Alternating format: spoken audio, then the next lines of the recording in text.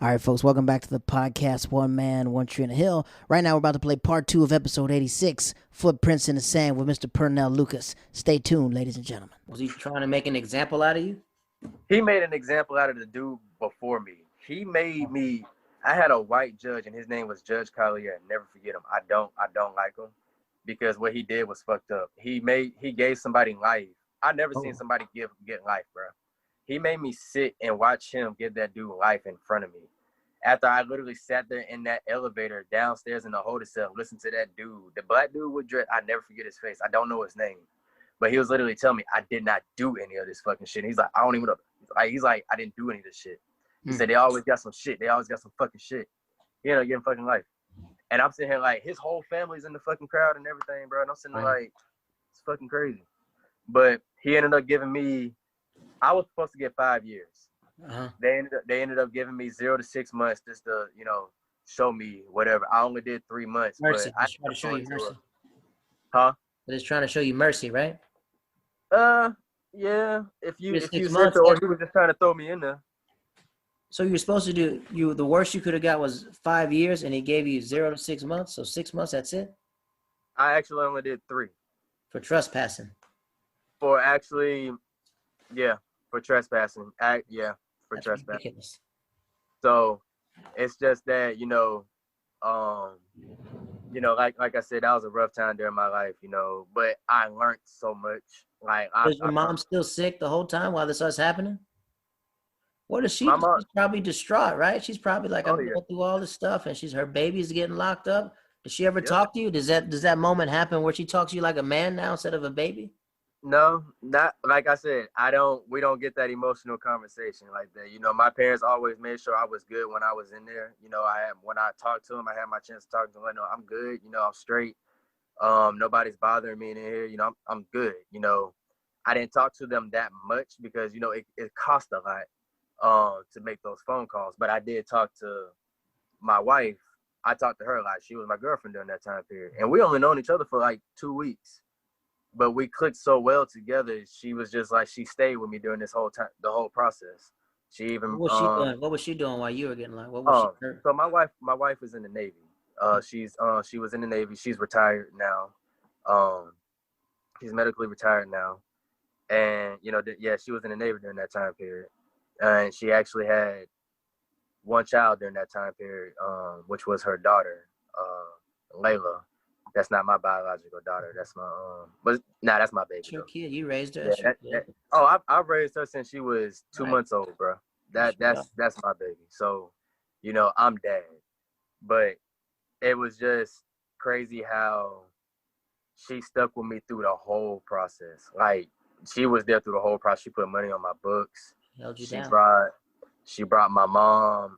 She brought my mom to come and visit me. She brought Layla to come and visit me. And this is from a woman that's only known me for like 2 weeks, bro. She's doing all this and she's only known me for 2 weeks. And I'm sitting there like, damn, this is fucking crazy. We writing back and forth every day, getting letters and shit. But those were those times in jail and county. I was only in county for like 2 months. And then after that, they transitioned. I got transferred. They transferred me bro, I got pushed all the way to Mississippi. So I was in Yazoo City. My last 30 days, I got shipped out to Yazoo City. So if you want to be real, in my lifetime, I went from Santa Rosa County. I went down to Tallahassee. I got transferred down to Tallahassee. I stayed there for like a couple of days. And after Tallahassee, I went to some fucking prison and some penitentiary in fucking Atlanta. Never again. That right there, I don't understand how men, women, who the fuck, I don't understand how people like going back to jail. Being locked down 22 hours out of the day, bro. 22 hours out of the day, you're in your fucking cell. Never again. I got lucky to be locked up in my cell with the person that I got transferred with, which was he was a black Cuban, a black guy, real cool. He was old as shit, bro. He's probably like 55 years old, and all he did was what did he do? Smoking, doing cocaine and shit. He was old, bro. He was just in there for old shit, whatever. He didn't really do nothing too much major. He's just being old and being like trespass. Was it trespassing? Trespassing. Yeah. I think he got caught for just got in trouble for trespassing. It was like doing something he wasn't supposed to be doing. But real cool old dude, man. He taught me a lot. He taught me how to play a lot of card games. He taught you how to play card. You know what I'm saying? He tried to teach me how to play what was it? Was it chess? Yeah, I didn't get the concept of that, so I was sitting like, I'm good on that. No, not chess. It was it checkers. Which one is it? I think it's checkers. Chess. It's probably chess because checkers is easy. Yeah, chess. There you go, chess. Yes. So I didn't really get the concept of that, but I got blessed to be locked up with that man in the penitentiary, being locked up in Atlanta. Mm-hmm. And I say that because I went through some shit that I never think I would want nobody to go through. You walking into a facility full of nothing but men, and you only got 2 hours to wash your damn balls and your shit. You got 2 hours to get on the computer. You got 2 hours to go into the rec. I wanted to wash my nuts because I haven't took a shower. I just been sitting here, taking little whole baths and shit on the shit. Because you got to realize, yes, niggas in jail, they do fucking look at you and shit, bro. And I can say I've experienced that. I can tell motherfuckers like, yes, niggas do that shit in fucking jail, bro. They literally sit up there on the fucking second floor and they'll watch you while you taking a whole shower, bro. I took showers with my fucking boxers on and shit, bro. So it was like, it's like, life experience, like I said. But like, when I got locked up in Atlanta, that was a whole different experience. I went from being the 5th person in line quickly to the 200 person, bro. I'm holding this spot for homeboy right here, bro. I'm holding this spot. I don't want no problems. Yeah, I got that shit, bro. I told my cellmate, I was like, yo, I'm finna go upstairs and wash myself up, bro. He was like, yeah, you good, man. Just put a sock on the door so I know that you're in there. He said, you're good. So, I did that for like the first 5 days, bro. And then after that, I got transferred to, I got put in transfer again. I went to Pittsburgh. I fucking flew a plane to Pittsburgh. Why are they transferring you so many times? What are they, just to be doing it? Just to F with you? I couldn't tell you, bro. There was no reason for me to be transferred. I should have spent the rest of my 3 months where I was at in Santa Rosa County. But I literally got transferred, and I literally just went around the fucking world just to get to Mississippi. I went to Pittsburgh. I'll never forget it because they had us in these paper cloth blue rain suits because it was pouring down raining. They had no fucking hoods on them. We walking around soaking down wet, see-through with boxes on. Never forget this shit. Wear fucking handcuffed legs and feet. Walking to a damn bus. We get to the bus. We get to the fucking facility. The next thing you know, I get put in transit again, and I'm on my way to fucking Mississippi. And I got put in the camp. So the camp is like like just how it is. It's a camp. You're basically, you're free to roam around a lot more than being in the medium and a high. I mean the low. So like they got a camp, low, medium, and high. Highs for the motherfuckers that you can't get no type of breaks. You in the medium. You got your, and then you got your low. And camp is like you get a job. You go to work. You come back. You got workout gear there. Like I tell you this, I've experienced some shit going through with that, and I appreciate those experiences that I went through because it brought light to a lot of shit that I can tell my kids, like, nah, bro, you don't really want to go down that route, yo. Mm-hmm. I've been down that route. My dad can't tell me nothing like that because my dad's never really been in no type of trouble like that. From what I've heard, my dad was like, they said my dad walked around beating motherfuckers' ass and shit, but they said my dad was a real hardcore football player. Mm-hmm. So he was strictly into sports. I don't know if my dad ever smoked a drink, but they said he was strictly into sports. Would you say that you really just needed someone to talk to you? Because at the time, the darkest time of your life, your mom, she has cancer. You're not playing sports. Like, you don't want to be in Pensacola. Pensacola is a hard city, man. I don't care what anybody says. Like, when you're in Florida and you in that part of Florida and you ain't either a millionaire or retired, it's trouble, man. It's trouble, and it's so easy to get in trouble in Florida. Because everybody's with it. Everybody's with it for everything. Everybody's with it. Nobody cares. And it don't matter what color you are. Everybody's with it. They don't care if you friends, your brother. They don't care about that shit, bro. It got people out. Like, a lot of my classmates I grew up with here, they didn't kill each other.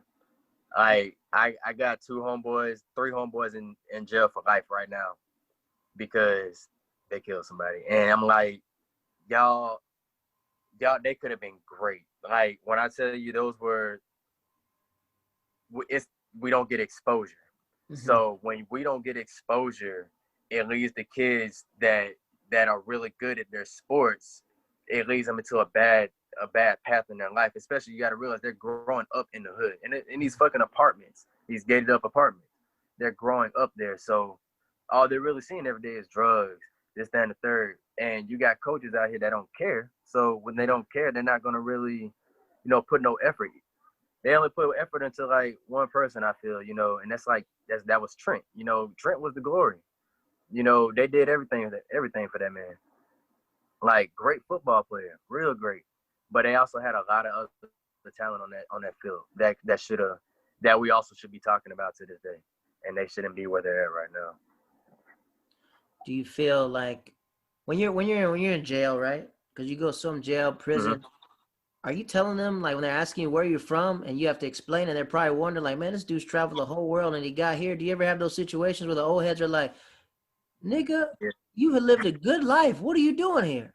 What's that like? Give me that's one reason why I won't go back. When I first got locked up, I skipped over this part, but when I first got locked up, there was a dude. I don't remember his name, but his face I could never forget. The first thing he told me when I left that county jail in Santa Rosa, he said, if I ever see you back in here, I'm going to beat the shit out of you. That's a big-ass nigga, bro. That nigga was big, bro. He was about 6'8", bro. That was a big-ass nigga, bro. Big-ass nigga. So when he said that, I looked at him, I was like, oh, no, you ain't going to see me in here no more, bro. I said, this a one-time go, bro. I said, I ain't like y'all niggas. I said, I don't even understand why y'all like to come back in this motherfucker, bro. What is in here? There's nothing but a bunch of men in here, bro. And nasty-ass fucking police women. What?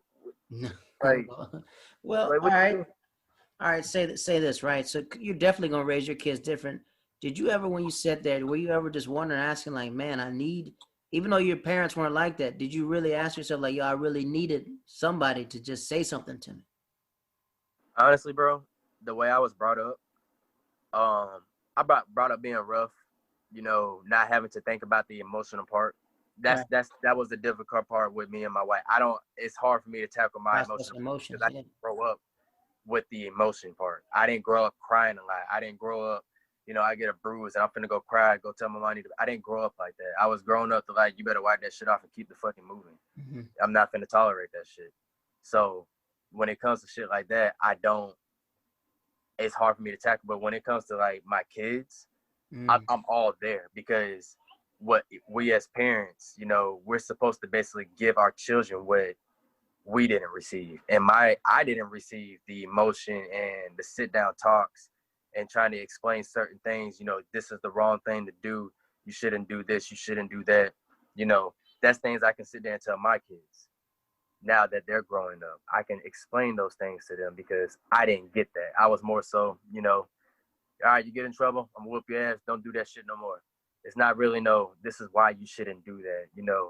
Try doing this, going a different route. If you have some type of problem, come and talk to me. I didn't get that because, one, like I said, my dad, military, gone a lot. My mom, nothing really too much my mom could say to me. My mom would literally, when we was in Atlanta, I had male issues. My mom would literally tell me to go talk to my uncles. Go talk to your uncle. I can't help you with that.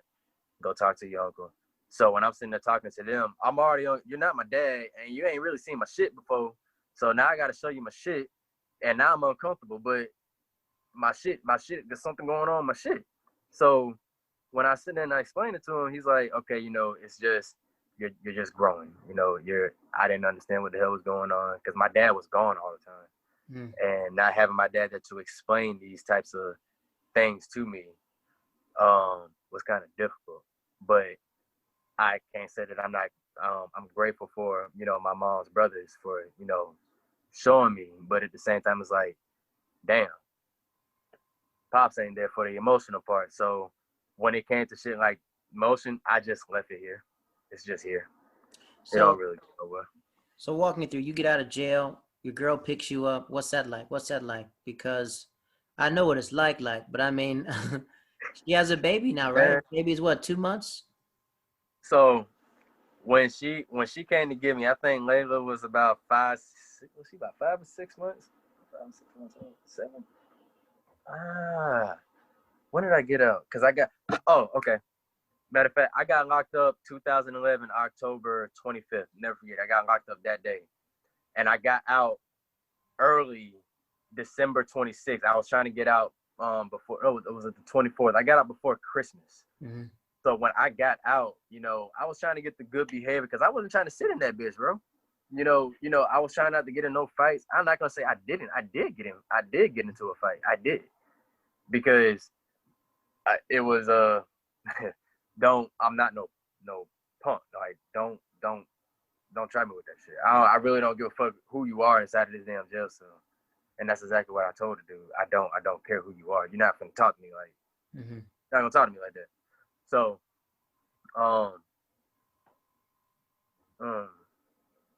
yo, hey, can I go piss real quick? Yeah, go ahead. Can I go piss? Yeah, go ahead. I got piss. All the damn drinking. Man, change clothes. Man, no, hell no, it's hot, man. It's a little hot. But how it was like when I got out though, it was that was a very special moment because I got out before Christmas. Okay. My mom didn't know I was getting out. I was my mom's birthday gift. My wife, girlfriend during the time period, she literally, when I told her I was getting out, that was like the hardest thing right there because they forgot us in Mississippi. They forgot to come and get us. They didn't know that we were supposed to be leaving. Mm-hmm. So they had to have a bus come back and get us to take us to, what's that shit called? The halfway house? No, not the halfway house. What's the bus? The fucking bus with the dog. Greyhound? Yeah, you go to Greyhound. So they had to rush and come back to get us to take us to the Greyhound. We almost did not make it. No, actually, we didn't make it. The guy didn't pull off, which was lucky. Mm-hmm. So since the guy didn't pull off, we was able to get on the bus. And when we finally got on the bus, I called my wife and I told her, I said, yeah, I'm finna get out. I'm out. Like, I'm on my way home. I'm on the bus now. So me and the guys that were that literally just got out, we rode the bus together. There was a dude over there. He was like, yo, we're sitting on the ground. He was like, which one of y'all drink? So we all turned around and looked at him because we all just got out. We all looked at him. He said, which one of y'all drink? He said, I got some Budweiser back here. So I told him to throw me a Budweiser. We all sitting in the back. Hey, look, I'm fresh out. I'm getting a drink. I was like, yeah, man, we go ahead and get one of these. So I'm drinking. By the time I got to my wife, bro, I was drunk. I was drunk. I was like 7, 8 beers in, bro. We was back. Because like every stop we had, dude was like, all right, I'm about the first pack. I was like, all right, next stop. I said, I get the next pack. Dude was like, all right, I get the next pack. So we always bought packs every time we stopped. We was fucked up. We was fucked up. They were I never forget, they were sitting there trying to flirt with the old ass woman in the back. Like she was old as shit, bro. They was in the back there flirting with her and shit. I was like, yo, y'all looking nasty, bro. And I'm sitting there like, I had my phone because I had all my stuff. I'm sitting there texting telling my wife and everything. Like these motherfuckers nasty and shit. So we had a delay in Mobile. And we had a 2-hour delay. And I told my wife, I said, yo, we got a 2-hour delay in Mobile, bro. I said, I ain't gonna make it home. She was like, I'm on my way.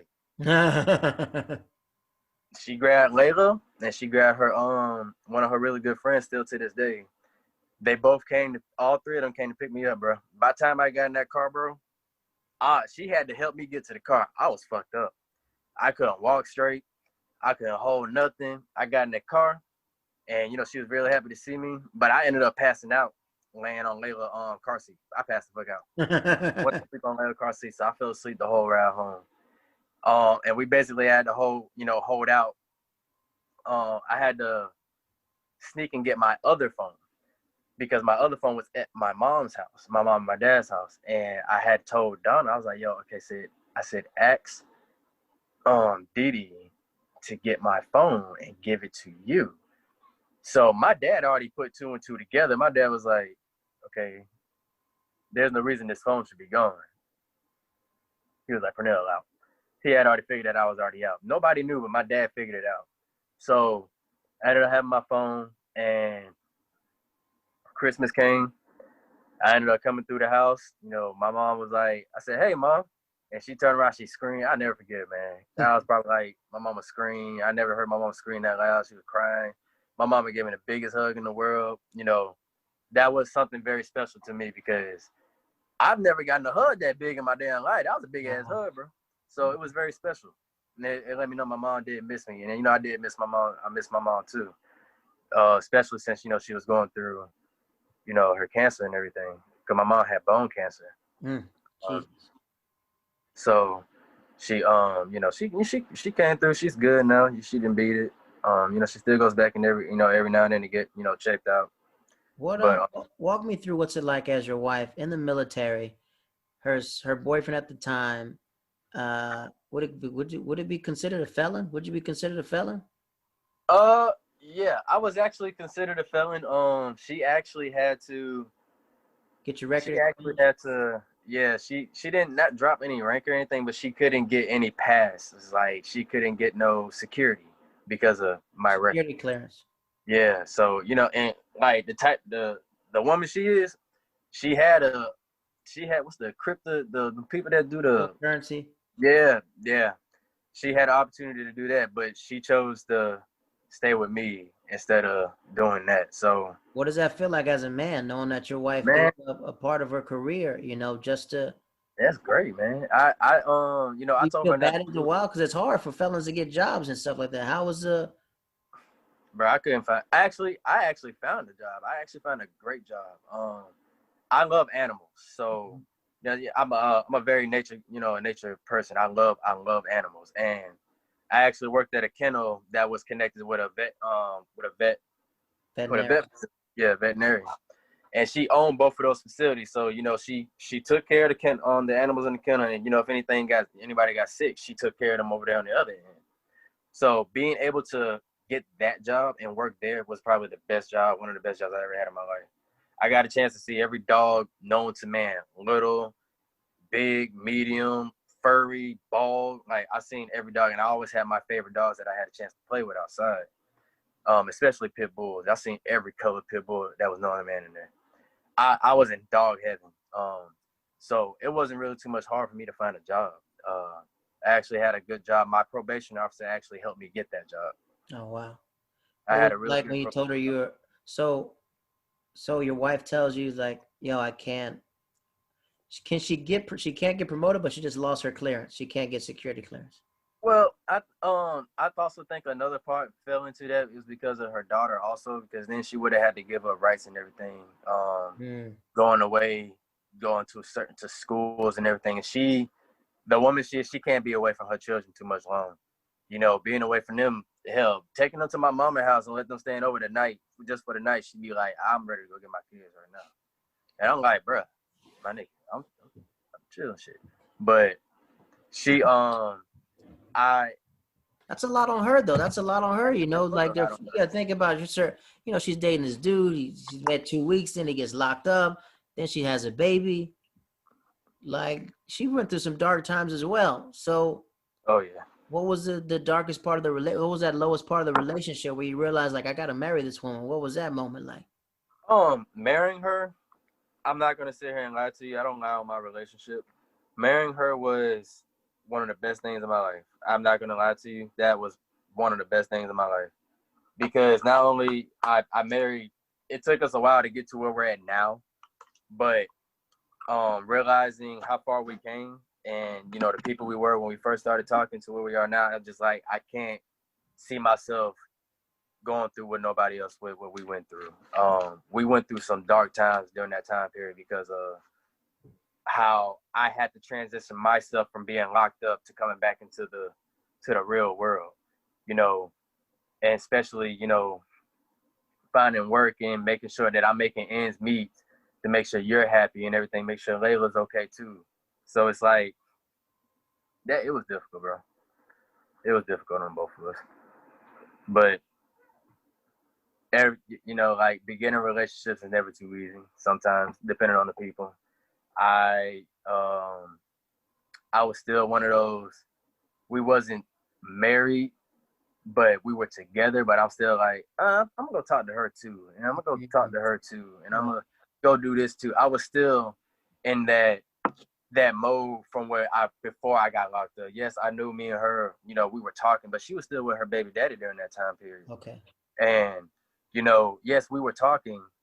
We didn't, you know, no intercourse or anything. We were just real chill, good, you know, we were friends at first. And then, you know, one thing led another with her baby daddy, and then one thing led another with both of us. So, and then we've been stuck ever since. But like, we were friends before anything ever really happened. That's why I can't see myself with nobody else because of what she did for me as a friend in the beginning. Okay, now I see what it was. She was holding down a friend.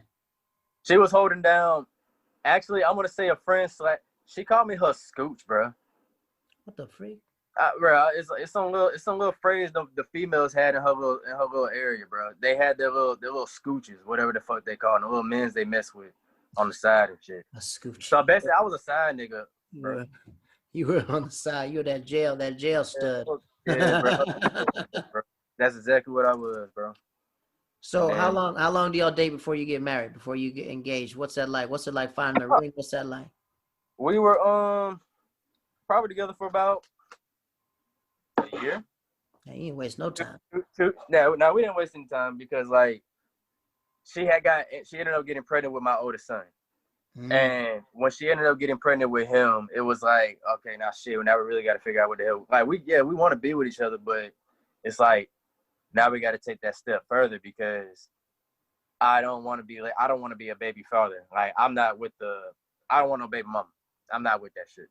I don't like the baby mama drama, none of that. I don't want any of that. You know, the woman that I have my child with, that's the woman that I'm going to be with, and that's what I told her. So it was very difficult to marry her because her mom didn't want me to marry her first. You know, I didn't have anything going for myself, bro. I was just a nigga fresh out of jail, bro. I had no goals. I didn't know what to do. I was just like breathing her air for a while until we ended up getting married. We got married 2013 February. We ended up getting married because she ended up moving to Virginia. She had orders for Virginia. So we ended up getting married at the courthouse, went to Virginia, and that's when I found a hobby working on cars. Wow. So, you know, I had to basically prove myself to her mother in a way for her to accept me because her mom did not want to marry me, bro. She didn't her mom sat me downstairs and she was like, no smiling. She has a very strong mother, very strong. And like her mother intimidated me a little bit the way she was talking to me. I'm saying like, but I'm still gonna marry your daughter. Like, regardless of what you say, I'm still gonna marry your daughter. You're not gonna tell me I ain't gonna marry your daughter. We ended up getting married. We ended up moving. I found my hobby with cars because my son, Josiah, for some odd reason, took interest in freaking cars. So, and we always started having car issues. And I was like, you know what? There you go. I can work on cars because I'm tired of paying $1,000 just for somebody to change some fucking tires or change some brakes, or you got some people paying $200 just to change some oil. I'm saying like that shit doesn't even cost that much to fucking get at the store to change yourself. Right. So I took the trade on myself. I didn't learn much at the school that I went to. Worst school I've ever went to. I didn't learn anything at all at that school. I had teachers that would rather read through the book and tell us to go into the lab and figure shit out, or have the students that do know how to work on cars to teach us something on their car while they're in the office eating and shit. I still have videos from that shit from, we didn't do shit in any of those. I didn't learn anything there. I learned more from experience with the two people that I became friends with at that school. One of the guys, he actually ended up getting a job. We all ended up quitting the school at the same time. He ended up getting it because we got fucked over really bad, bro. Like we had an exam to take, and my homie was having a baby during that time when the exam was coming. He asked the teacher, can I take the exam early or can I come, after? Because my baby is going to be born the exact day of the exam. The teacher told him no. The teacher said, if you don't come that day, you just failed. Yeah. Meanwhile, you literally just let the security guard take the damn test 2 weeks ago before he went on fucking vacation. So why didn't he get the same privilege? He went on vacation. This man got a whole child finna be born. So, and we already felt like we wasn't getting no, shit done in the school anyway. So we ended up all leaving. And he ended up finding a job at an auto shop. He ended up getting me the job at the auto shop. And then later on we ended up getting my other homeboy out. So all three of us ended up working together at the shop. Although we are not, friends now, I still would never take away from what he ever taught me. He taught me so much with cars, I would never take that away from him. Wow. But life moves on, shit happens in life, and shit just basically happens. But I'll never take what he showed me to do with a car, because now I go outside and fuck around this car right now, take it apart, and I know exactly how to put it back together. So we're in 2000. We got a car. We're working on cars. We're doing that. So walk me through when your son is born. What's that like when you're holding them? What type of birth does your wife have? She had a. How does it change you though? I know your first daughter is yours, but what's it like holding your son for the first time? What's it like knowing like, yo, I'm gonna make sure that I'm gonna speak to you. I'm gonna make sure that I change the way that I was raised with you. What's that like? That holding Josiah for the first time was a shock. Mm-hmm. Actually watching her give birth was a shock. You hear the stories of how men pass out and they can't take this and they can't take that. My brother-in-law passed out when my older sister gave birth to my niece. And that's a big nigga. I was sitting there like, damn, his big ass passed out, bro. I said, I ain't ready for that shit, dog. I said, I ain't ready for that shit. But when time came and I'm sitting in there holding her hand, my hand about to fucking break. She didn't do no epidural or nothing. It's just straight, she went straight with it. All her kids are born natural. Wow. So, I'm holding her hand, my fingers fucking crackling and about to break.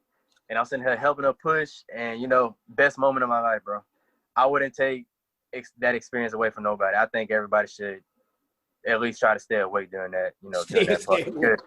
Watching the birth, I actually recorded it. Well, that's another story. But we're on Josiah. But yeah, with Josiah, holding him for the first time, it was different from holding Layla and holding my niece. Those are the first one. Yeah, and it's like mine. I'm sitting like, yo, I'm really holding my child. Like, damn. And I'm saying like, I don't know what to fucking do. My dad didn't even believe my wife was pregnant at first. He was like, she ain't damn pregnant. I don't believe that damn shit. He was like, I don't believe no motherfucking no damn birth shit. And when she starts showing, then we damn talk. And I'm sitting there like, damn, this nigga just fucking ruthless. Like, god damn. Because I was actually, like I said, just fresh getting out of jail. I had to stay with my parents during this time period because I was banned from base, so I couldn't stay on base. But all the base thing got lifted once we moved and everything. Once we moved, all that shit got lifted. What's the difference the way you raise your child now compared to how you were raised? What's the time when your son gets upset? How do you sit down there and talk to him? What's it like when you can have deep talk? Yeah, go ahead. Honestly, it took me a while to sit down and talk to my son.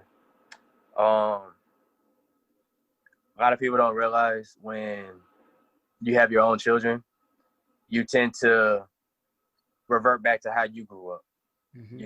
The teachings that your parents did to you, and you want to embrace that same shit into your children. But at the same time, it took me forever to talk to my son. When he was born, best friend, bro. He didn't really do anything. So shit, I'm sitting around holding him in my lap, playing the fucking game and shit. Josiah got held everywhere, bro. I held Josiah everywhere we went. All my pictures I got with him, I'm holding him, and I didn't realize how much I held that damn boy. But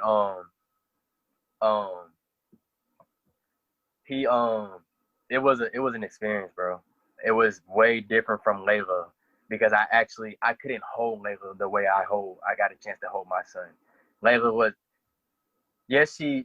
was technically my daughter, but my wife during that time, she's like, I don't want her to really get attached to you that, like that. It's like a trial period. Yeah. So because, yes, we only known each other not even that long. We're freshly married. We're just basically just going straight into this shit, straight raw. You know, no counseling, not speaking to nobody. We just went straight raw with it. And, you know, we experienced life for ourselves without having to talk to anybody about what we should do in our marriage, because nobody can really tell you what you can do in your marriage.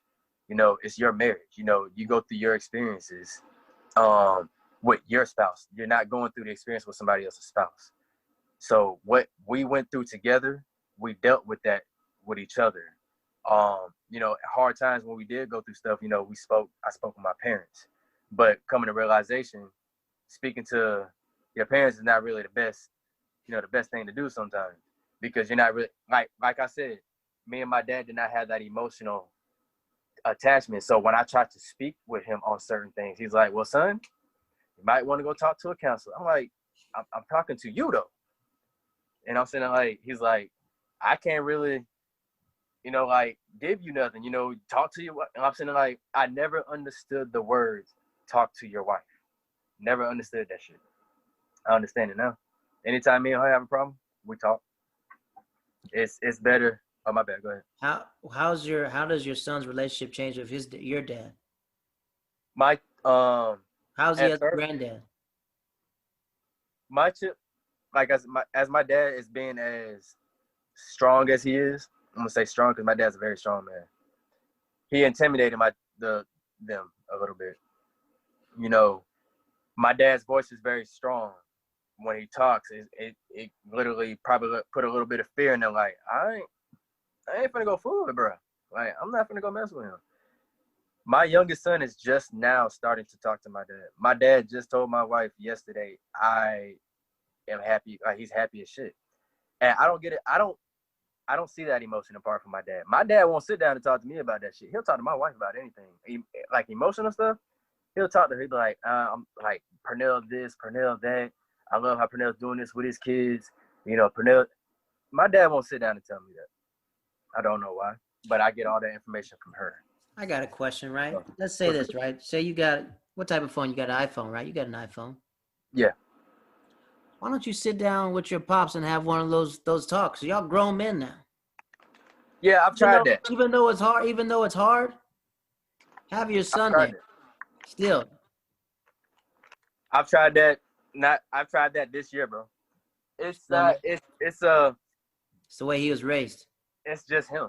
You know, like you say, like anybody says, you know, older people, they're already set in their ways. You're right. And it's kind of hard to change, you know, somebody that's already set in their ways. You know, you've been like this since you were, hell, you probably been like this before I was even born. Mm-hmm. There's no telling what happened to you, you know, during your military lifestyle. I don't know any of that.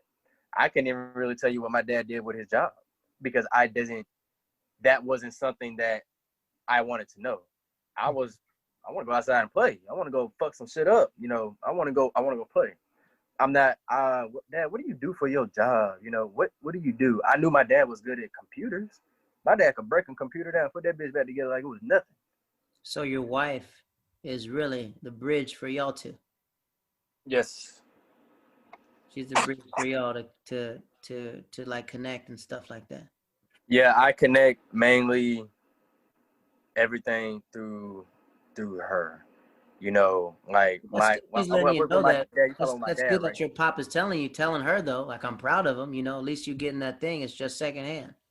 Yeah, you know, and like I said, I take it. You know, mm-hmm. It's sometimes I be feeling like he wants to say it, but I know he wants to say it. I'm just waiting on it. What happens if you hug him from behind? What would he do? You think he'll swing? Oh nah, man, I hug my dad all the time. Like my dad's not we're doing like a little side hug, but my dad's more of a shake my hand fit. We got a handshake and shit, so you know, he likes the handshake because me and my kids have handshakes. I do we all got our own little handshake. And my dad's like, I like that. So he's like, you know, we're gonna do our own little handshake. My dad's trying to be like more goofy, man. You know, you see pictures of my dad I post. Yeah. It seemed like I got my dad to put a fucking mask on yesterday, my dad. Like, I've never seen a goofy side of my dad, and seeing that, it brings joy to me. It feels like, you know, because I'm a goofy person, very playful, and my dad's the total opposite. And seeing how my dad is starting to laugh, and I see a smile a lot more, you know, actually seeing him feeling like he's breathing, you know, he's loosened up a little bit. It makes me happy. But I just wish she would stop telling her and tell me. So this old man, I was at a funeral. This old man said the most old school advice he gave to me. He goes, your family knows who you are, but your friends know who you is. So, you know, to him, that's who he is to y'all. That's who he are. That's what you are, right? But I bet his friends, if you ever sat down with his friends will probably tell you, I'm so proud of Pernell. Pernell turned his life around. Whoop de whoop de whoop, da da da da da. Yeah, that's how it is, bro. But to you, I'm dad. I'm this tough. I'm this, I'm that.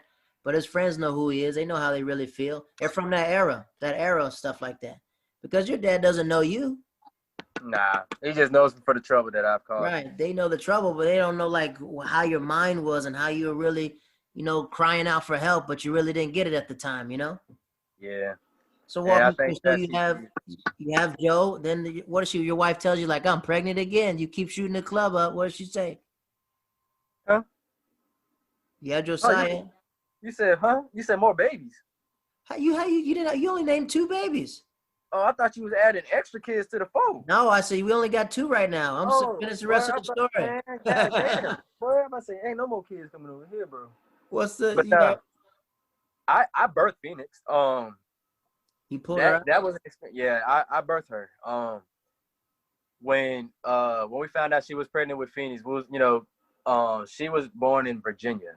Uh-huh. So when we found out when she was pregnant with her, like I said, you know, you go through the pregnant hormones, the emotions, all that. Same thing over and over again, just like the first child. Except this time it's a little girl, moves is a little different. So when she was born, matter of fact, I never forget it. I took her to the hospital and she's sitting there telling the nurses, I gotta push. And they're telling her, you're not dilated enough for you to push. And she's like, I have to push. And like, she's looking at me like, I gotta fucking push. And I'm like, all right, push. I said, push. So she pushed. And I told her, I said, I got you. So the doctors, like, no bullshit. The doctors, everybody just standing over there just standing away. Nobody's nowhere near the table. And she pushed. Phoenix came right on out. I had to catch her. I caught her. So when I caught her, I'm sitting there like, yo, I just birthed my own child. But at the same time, it's like the adrenaline rush I had, bro. I didn't even know what the hell to do in that damn moment, bro. The nurses and everybody came over there. Yeah, I was like, I mean, I cut the cord and everything. You know, I cut the cord with all the children. But when it was just an experience that I actually had to catch my child from being born while the doctor stood over there not listening to my wife telling them that she has to push. So that was an experience for me. Birthing, actually having to birth her. Where did the name Phoenix come from? Are you watching X-Men or something? Nah, man. Actually, to be honest with you, I didn't get a chance to name Josiah. Everybody kind of named Josiah, and the name just stuck. You know, everybody just kept saying Josiah. I'm sitting there like, you know what, fuck it. He got one of my middle names.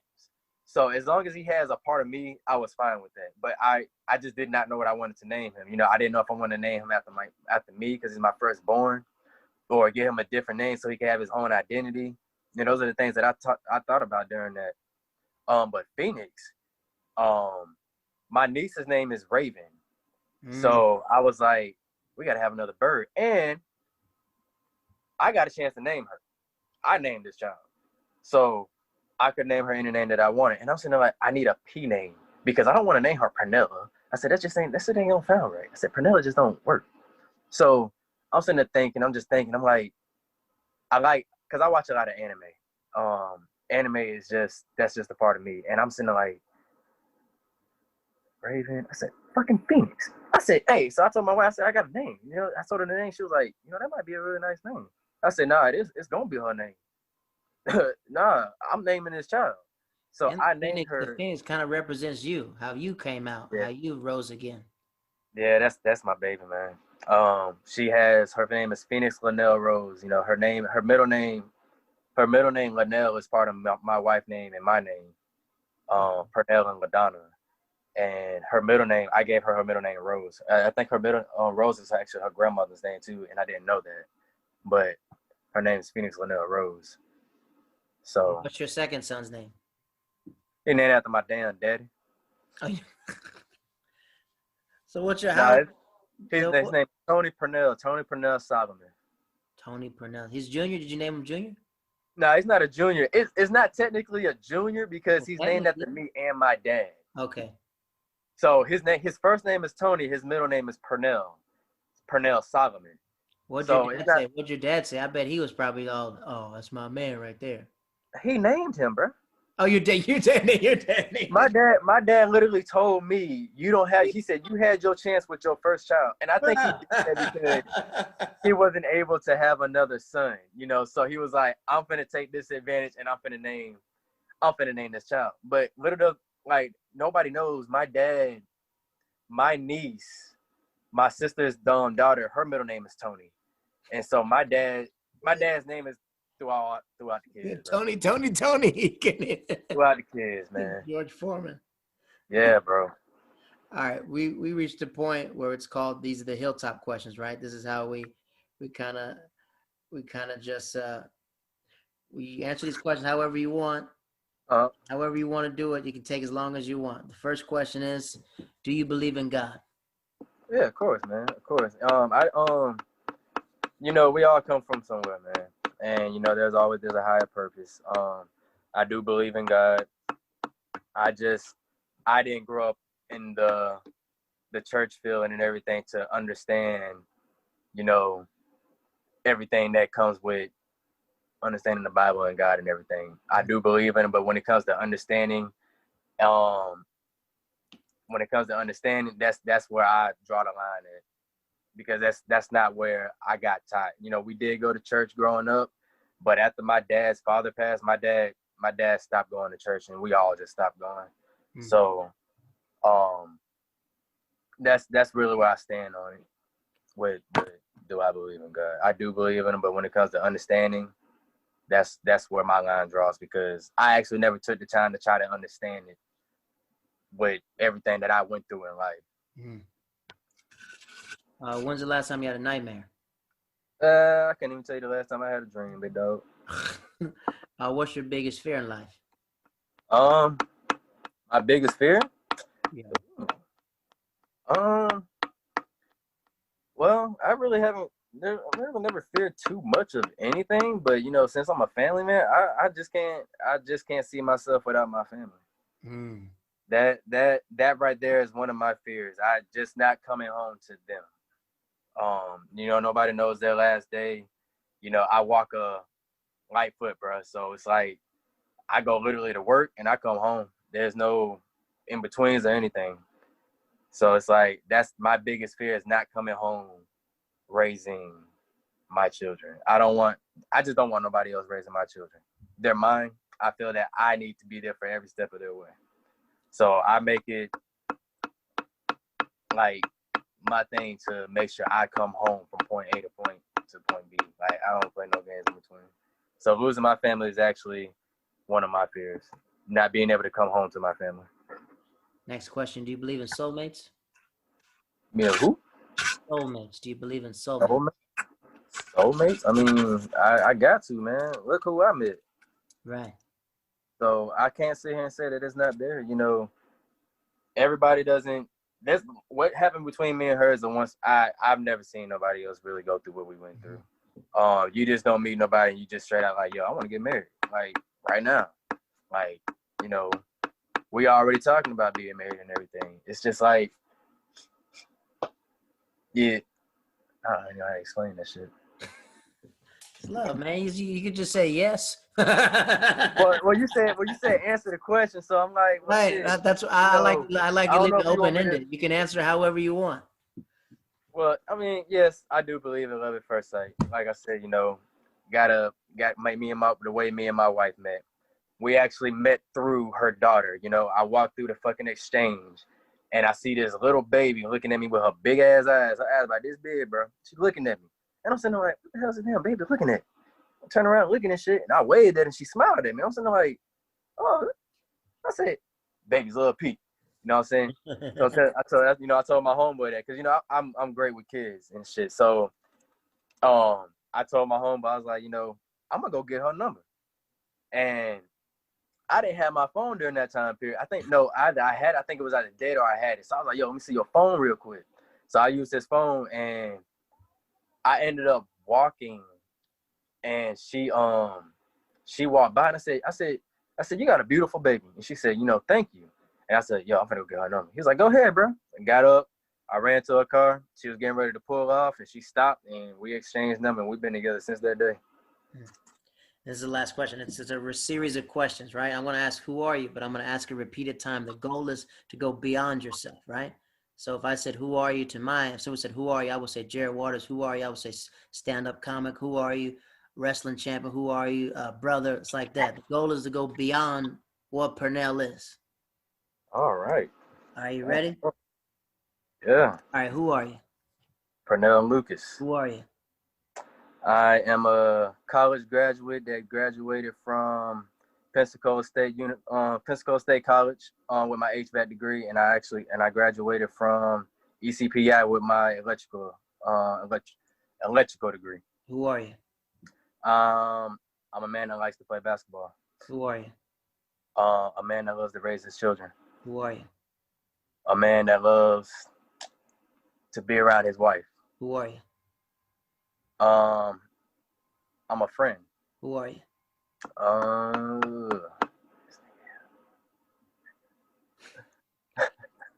It's all right. It's all right not to complete it. Sometimes the goal is to go beyond yourself. And when we do this in like 7 more years, your answer will change. This is my final question before we end this thing. Someone have a book, right? And someone had a book and gave your book to your kids, right? And the book, Who was Pernell Lucas? What would you want them to say about you when it's all said and done? What I want my children to say about me? What would you want your book to say about you? Someone had your book. What would I want my book to say about me? Had your story. So, it's all said and done. What would you like them to say? He was what? What would I like them to say? I'm a great person, a nice person to meet. A person that can sit down and talk with anybody. He's a family man. He does everything to make sure his family is, well taken care of. You don't ever see me without my family. I make sure, make sure my kids got clothes on their back. God damn, bro. That's a hard question. Because it's like, how do you answer? You want some people what people you want to know about you. And it's like, it's just like, that's why we got this podcast. Father. When people want to know what they want to know about you, they can listen to this. I'm a great father, That's really all I see myself as, a great father and a man that provides for his family, honestly. Wow. I don't ever miss a beat with my children. I'm literally everywhere they go, except for school. Anytime we in the house, I take them outside, I go play with them. I'm all about my family because I'm really, that's who I've been with since I basically got out. I've been with her, I don't really hang out with nobody. So when it comes to what I want people to know about me, I'm a family man. I want people to know that there's Black love out here, and I want everybody to know that me and my wife are, prime examples. You don't have to, just because one thing goes wrong in a relationship, you don't have to end it right then and there. Just talk. So I just want people to know that, I'm just a great person to talk to, and a family man, honestly, and a great brother, to my 3 sisters. Well, ladies and gentlemen, this is Pernell Lucas. This is the podcast, One Man, One Tree in a Hill. We thank you for your honesty. Thank you for this story. Now this is a time capsule. When your kids when they're old, like, man, this is what my dad went through. Dang. That's man. They get stories, bro. We actually about to start telling them stories about our life, but in a third person. So like when they get older, remember that story we told you? Right. About this certain person that did this certain thing, how we told you how they ended up, that's gonna be us. But in the third person, we're gonna start, implementing that stuff, and because they're getting to the age to where they're starting to see a lot of things. Right. And, you know, internet is open and shit pops up. You know, my daughter, she's one of the smartest. She's a gifted child. So, you know, when she comes up with us with questions and everything, we got to be prepared, you know, to answer her questions, especially in a way where she would understand it. Even though, yes, you're a gifted child, it's still to where we got to make it to where you understand it, not at our level, but at your level. So that's, yeah. Well, look, big dog, I appreciate it, man. I appreciate you taking the time, talking with me. My name is Jared Waters. This is Pernell Lucas. This is the podcast, One Man, One Tree in a Hill. Hey, you're live on the podcast, One Man, One Tree in a Hill. Say what up to the people. This is when I see black excellence, man. It's Dave Chappelle, Michael Che, Lauren Michaels, Chris Rock, Eddie Murphy, all sitting at the table. I said, yo, Eddie, Mr. Murphy, I just want to say, man, you the GOAT, man. And you the coldest nigga that ever walked the face of the earth. You gotta break that thing over. She wants it private, but y'all not even together right now. So we haven't spoken about anything but the cat for at least 2 months. And I said, and I'm be the next Jamar Neighbors. Yeah. And she was up like, I know that's right. Ladies and gentlemen, thank you for listening to the podcast. My name is Jared Waters, and I'll catch you next time. Like, subscribe, rate the podcast. Have a wonderful night, wonderful day, whatever you're listening to. I'll see you soon.